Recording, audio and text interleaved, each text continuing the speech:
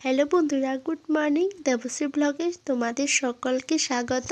তোমরা কেমন আছো? আশা করি তোমরা সবাই ভালো আছো। আমরা ভালো আছি। অনেকদিন হয়েছে তোমাদের কাছে আর ব্লগ দেওয়া হয় না। আজ ভাবলাম আজ থেকে শুরু করে দিই। আজ হচ্ছে সোমবার, এখন বাজে 6টা। এই শীতের বেলাতে রোদ দেখাই যায় না। ঘুম থেকে উঠে বিছানা গুছিয়ে নিয়েছিলাম। শীতের বেলাতে 8টা 9টায় রোদ উঠে, না হলে উঠেই না। আমার বিছানা গুছানো কমপ্লিট হয়ে গেছে। ঠান্ডায় যেন কম্বলগুলো ঠান্ডা হয়ে যায়, তার জন্য এখন রোদে দিয়ে দেবো। আর যখন কম্বলগুলো গরম করে নিয়ে বা ঘরে নিয়ে যায় তখন আরো খুব ভালো লাগে। আজ বেশ খুব সুন্দর রোদ উঠেছে। এখন রোদ উঠেছে তো মনের খুশিতে আলেপ কম্বল সবগুলো রোদে দিয়ে দেব।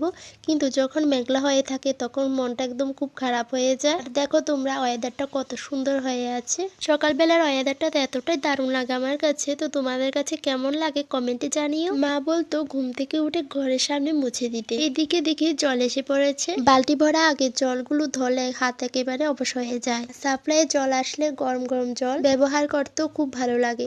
ব্রাশ করে নিয়ে উঠান ঝাড় দিয়ে তোমরা হয়তো ভাবছো আমি এতগুলো কাজ কেন করছি হঠাৎ। আসলে হচ্ছে মা বোন নেই বাড়িতে, দিদির বাড়িতে গেছে, আমি আর বাবা আছি বাড়িতে। হয়তো বা ভাবছো যে আমি কেন যাইনি, মা বোন গেছে আমাকে আর বাবাকে রেখে। আমার ইচ্ছে করছিল না যেতে। আর একটা কথা হচ্ছে যে এই শীতে আমার বেড়াতে একেবারে ইচ্ছে করে না। মা বোন দিদি বলছিল, সবাই বলছিল যেতে। যাই হোক, উঠান ঝাড় দিয়ে মুখ ধুয়ে ফ্রেশ হয়ে চলে আসলাম। ঘর ঝাড় দিয়ে ঘর মুছে নিচ্ছি। বন্ধুরা, তো তোমাদের কাছে আমার এই ব্লগটি শেয়ার করলাম। তোমাদের কাছে কেমন লেগেছে অবশ্যই কমেন্টে জানিও।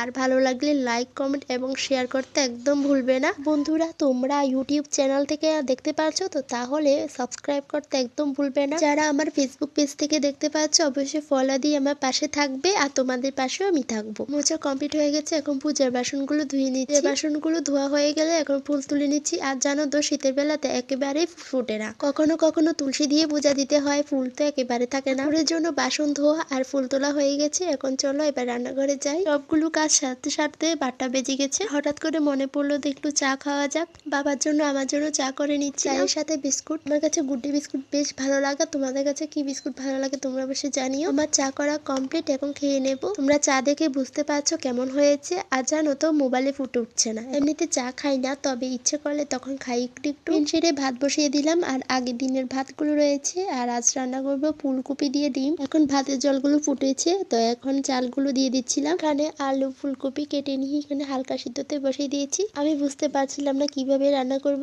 আসলে আমি প্রথম রান্না করছিলাম ফুলকপি তরকারি।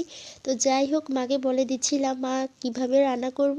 তো যাই হোক, আমি যতটুকু পেরেছি তোমাদের কাছে দেখানোর চেষ্টা করেছি। তো তোমাদের কাছে কেমন লাগবে অবশ্যই বলো। আর আগের দিনের ডাল ছিল, তো ডালগুলো জাল দিয়ে নিচ্ছিলাম, না হলে তো নষ্ট হয়ে যাবে। নামিয়ে ডিম ভাজাতে বসিয়ে দিয়েছি। ডিম ভাজা হয়ে গেছে। রান্না করতে করতে প্রচন্ড খিদে পেয়ে গেছে। সকালে খাওয়া ডিম ভাজা আর ডাল, খাওয়া দাওয়া সেরে ফুলকপি তরকারি করার জন্য বসিয়ে দিলাম। আমি বুঝতে পারছিলাম না কিভাবে রান্না করব। যাই হোক, তোমরা এই জায়গাটা একটু স্কিপ করো। তোমরা কিভাবে রান্না করো তোমরা অবশ্যই কমেন্টে জানিও। রান্না বান্না করে কাজগুলো সেরে নিয়ে রোদে বসলাম। হঠাৎ করে মনে পড়লো যে ঘরে একটা চিপস রইলো আর মেডিকেল। তোমাদের কাছে কার কার ভালো লাগে অবশ্যই জানি। আর এখন আমি স্নান করে চলে আসলাম। পূজাও রেডি হয়ে গেছে, এখন শুধু পূজা দেব। হরে কৃষ্ণ কৃষ্ণ কৃষ্ণ হরে হরে, হরে রাম রাম রাম হরে হরে। তোমরাও প্রণাম করে নাও। পূজা দিয়ে চলে আসলাম সাজুগুজু করে। তো বন্ধুরা, আজকে তোমাদের কাছে ব্লগটা কেমন হলো অবশ্যই জানিও। বিকেলবেলা ঘুরে ফিরে সন্ধ্যা দিয়ে আজকে ব্লগটি এতটুকুই পর্যন্ত শেষ করছি। তোমরা সবাই ভালো থাকবে এবং সুস্থ থাকবে। দেখা হচ্ছে নেক্সট ব্লগে। Thank you.